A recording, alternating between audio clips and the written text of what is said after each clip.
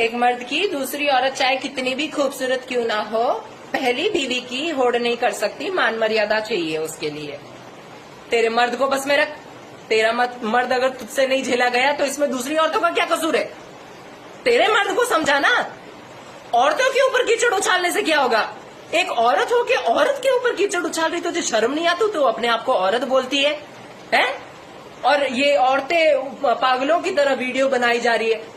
बहन, मैं पहले बताती हूँ, तुम्हारा मर्द अगर तुमसे नहीं संभला गया, दूसरी औरत का क्या कसूर? वो तुम्हारे घर पे आके पकड़ के लेके गई थी तुम्हारे मर्द को।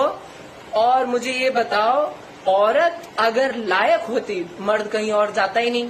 ठरकी मर्दों का तो तुम झेलो भाई, तुम्हारा मर्द ठरकी है, उसमें दूसरी औरतों का क्या कसूर? तुम अपना पति को संभालो। औरतों के ऊपर कीचड़ उछालने से कुछ नहीं मिलने वाला। खुद का मर्द तो संभला नहीं गया, औरतों के ऊपर कीचड़ उछालने